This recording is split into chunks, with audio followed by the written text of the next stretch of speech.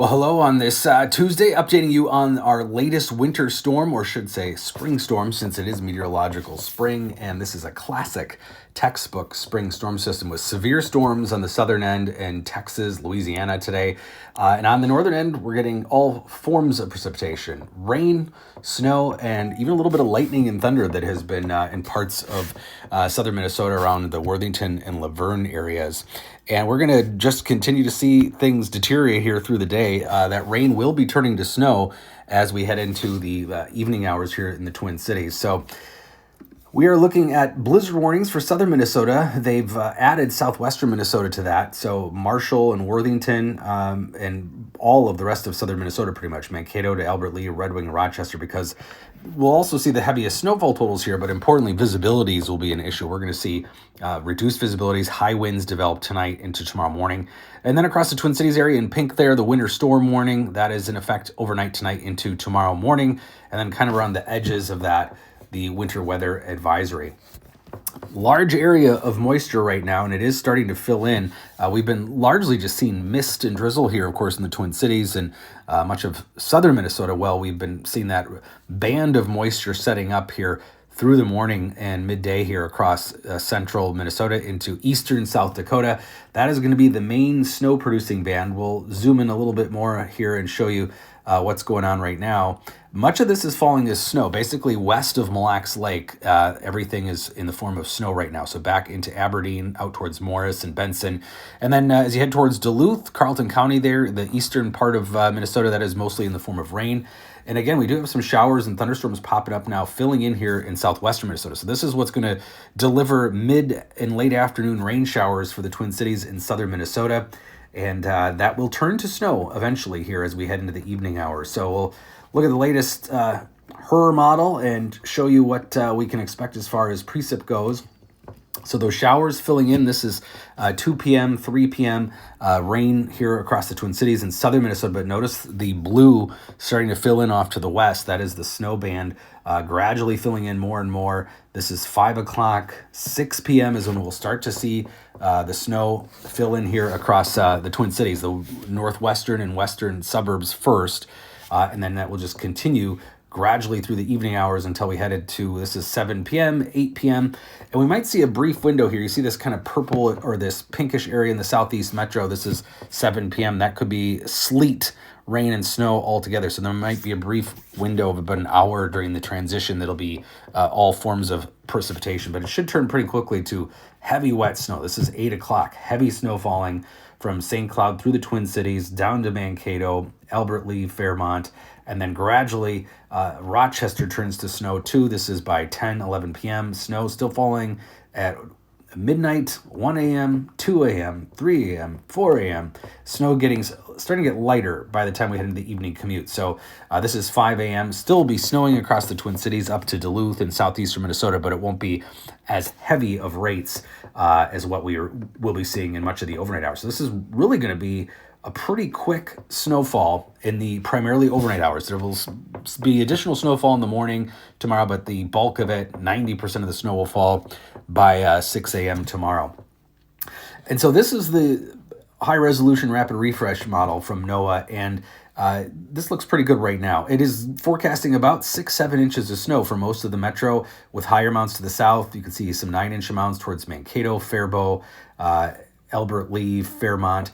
But the tricky thing with this forecast is going to be how much of that snow compacts and melts. Obviously, it's going to be falling on very warm, wet ground, and it's not going to be the big fluffy flakes like we see midwinter. So we got to look at what we call positive snow depth change. So this is the model's attempt to account for that melting and compacting. So you see that it goes down from 6-7 inches to about 4 or 5 inches. So that's why you're seeing these wide ranges. In fact, from the Weather Service, they're going 4 to 8 inches for the Twin Cities, because that's literally going to be the range here. We're probably going to be 4 inches in the Northwest Metro to 8 inches in the Southeast Metro. But that range also is kind of accounting for the fact that if it turns over to a drier snow more quickly, and can accumulate on top of that base layer of snow that is going to have the most difficult time initially on top of the wet, warm ground, then those totals could be closer to the higher end. But right now we're trying to balance the forecast in terms of how much compaction and melting will there be. So you can think of this for this particular model, 4 or 5 inches on the lower end for the Twin Cities. But if it's closer to a normal 10-to-1 ratio, which it probably won't be that high because there will be melting, then we get into those 6-7 inch amounts with maybe some 8-9 inch amounts to the south. One of the best things to look at in this situation is going to be the blend of the models, which is a weighted average. And that gives us a little bit, well, let's switch here. That will give us a little bit more of a reasonable forecast, but even that is up on the 6-7 inch end with 8 to 9 inches maybe around Rochester, Northfield, just south of the Twin Cities. So this is when we look at the models all kind of averaged together, but the models, again, have a very difficult time accounting for that melting and compacting. So the Weather Service forecast, officially, we showed you their ranges right now. This is their specific numbers you can look at, and they're going about 5 inches for the Twin Cities. Again, maybe 3 to 4 in the northwestern suburbs, Rogers, Maple Grove, but if Hastings, Cottage Grove could see more like 6-7 inches of snow with about 5 right at MSP. So that's kind of the range of possibilities we're looking at here as we look through some of the other models. Again, we looked at the high resolution rapid refresh model, but we'll look at it one more time. And I'm going to toggle back and forth between the 10-to-1 ratio that the models have, and then also the positive snow depth change, which accounts for that melting or compacting. So again, it's in that 5 to 8 range for the Twin Cities. The NAM model, it's lower end, going with 3.8 inches, as high as 7 or 8 inches, though, if we look at the 10-to-1 range there. European model, going with 8 to 10 inches on the 10-to-1 range, but you'll see a dramatic cutback when we switch to the positive snow depth change, accounting for that melting and compaction. Still 5 inches of snow, still a very respectable snowfall. The American model going 5 to 6.5 inches with melting and compacting accounted for. When we look at just the 10-to-1 ratio, then you get a foot of snow. So there's some potential here that we could get some really high totals, again, if the snowfall really accumulates fast overnight. The one thing going for us, being that it is March now, is the best accumulation rates are going to be at night when it's dark, because even when it's cloudy, there is sunlight getting through, reaching the ground and roads, warming it up, and keeping the surfaces warm. So the fast drop in temperatures tonight, combined with how quickly we can turn that over to a drier snow, will really impact those snowfall totals. So that's why I'm afraid to say it really is a 3 to 10 inch range possibility when we account for the entire metro and that entire range of possibilities around what the actual snowfall ratio will be. But we can safely say it'll be that even the wider range will be 2 to 5 inches, probably in the northwest suburbs, but probably in that 5 to 9, maybe 10 inch range if you're in Cottage Grove, Hastings, western Wisconsin. So it is going to be that very heavy, wet snow to contend with. And the other thing, we've talked about the blizzard warning. This is going to be the real issue as we head into later today and tonight. So light winds right now in eastern Minnesota, but look at as we head into, this is 8 p.m. this evening. So as it's turning over to snow in the Twin Cities, wind speeds picking up here 10 to 20, but in western and southwestern Minnesota, sustained wind speeds 25 to 30 miles an hour. And then we get in on those higher wind speeds as well as we head towards midnight tonight, sustained at 20 miles an hour in the Twin Cities, sustained at 30 miles an hour along I-90. And importantly, look at these gusts. We are looking at up to 50 mile an hour wind gusts in the Twin Cities, but close to 60 miles an hour here in southern Minnesota along I-90. So not only will they be getting the highest snowfall amounts there, anywhere from that 6 to 10 inch range, but also those 50 to 60 mile an hour wind gusts overnight into tomorrow morning. And that's why we're concerned about power outages potentially, because of course, that's going to stick to trees like concrete, and then you have those high wind gusts that's going to be snapping branches on any overhead lines. So that's definitely going to become a bit of an issue. Importantly, though, in all this, this is the liquid equivalent water we're expecting.